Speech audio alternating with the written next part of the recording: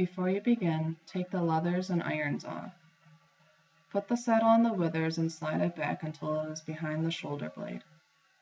Make sure the cantle is a little higher than the pommel. Take a piece of chalk or a golf ball to see if it sits in the middle of the saddle. If the item is too far forward or back, it is hard for the horse and rider to balance themselves. If the saddle is too high in the back or too low in the front, it is pinching the sides of the withers of the horse. If the saddle is too high in the front or too low in the back, all the weight will be over the horse's last two floating ribs, which puts a lot of pressure on the horse's back, and it becomes difficult for the horse to lift its back.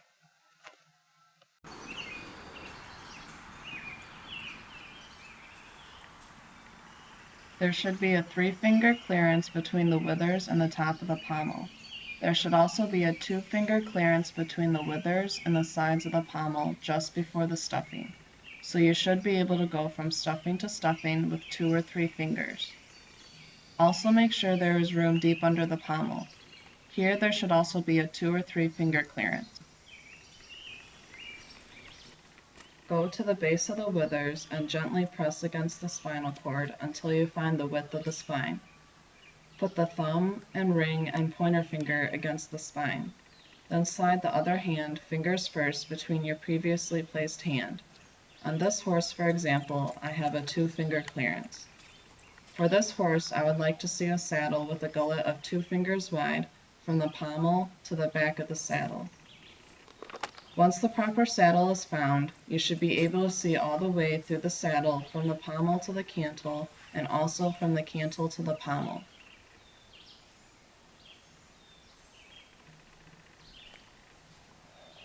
If the saddle gullet is too narrow, it will press on the horse's back ligaments. This can be seen if you press the spine between your fingers and watch the area just behind the shoulders and under your hand. The horse will tighten the muscle and hollow away from the uncomfortable pressure.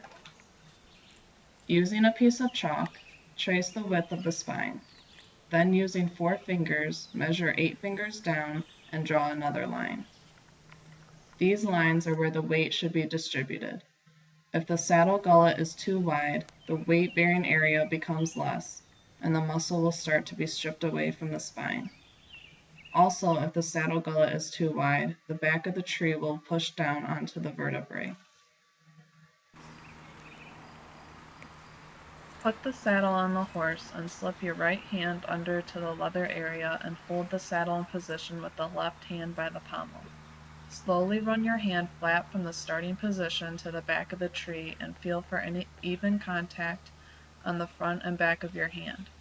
Do this on both sides. If the saddle is tight in the front, loose in the middle, and tight in the back, for the horse it will feel like the equivalent of our sock being wrinkled up in our shoe.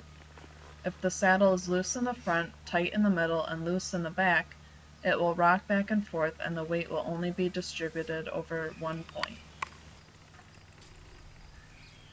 Look at the billets. If they hang perpendicular to the ground in the girth area, the saddle will not get dragged forward or back.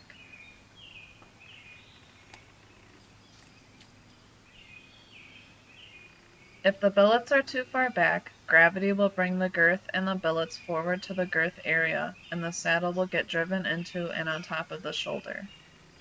If the billets are too far forward, the girth will slide back and make the horse sore on the elbow, and will drag the saddle too far back onto the loin.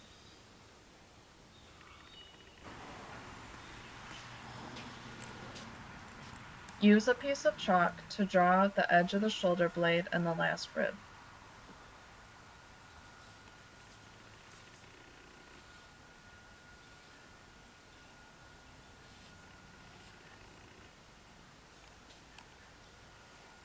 To find the last rib, look for where the hair comes together and draw a straight line up.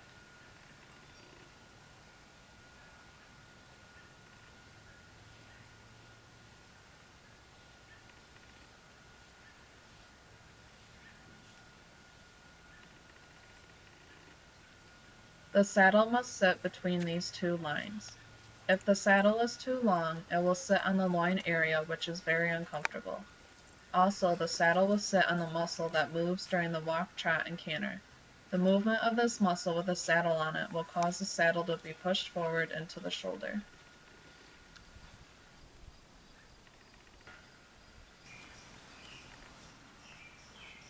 Step behind the horse.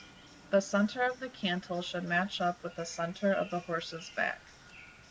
If the saddle sits too far to the left or right, the cushioning beneath the cantle will put pressure on the horse's spine. Use a device to measure the shoulder angle. Put it behind the shoulder.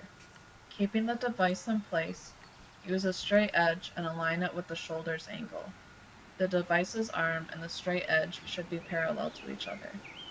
If the saddle pinches the withers and behind the shoulder, the horse will not move forward or it will shorten the stride.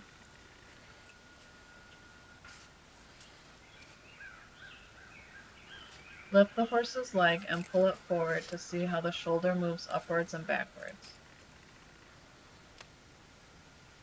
Use a piece of chalk to mark where the shoulder blade is when the leg is raised. Release the horse's leg and now mark where the shoulder is.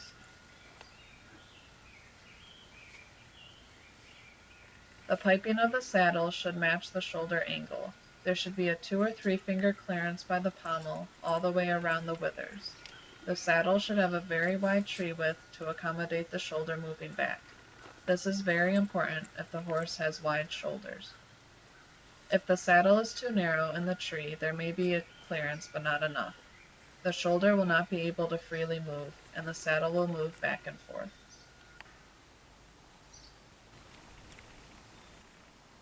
The space in front of the knee should be just enough that the knee tucks into the knee block.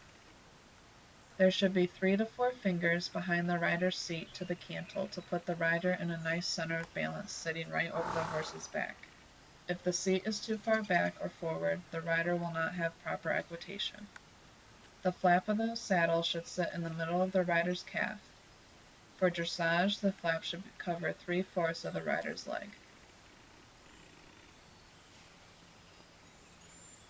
If the rider's upper leg is longer than the lower leg, the stirrup should be placed farther back. If the upper leg is shorter than the lower leg, the stirrup should be placed farther forward.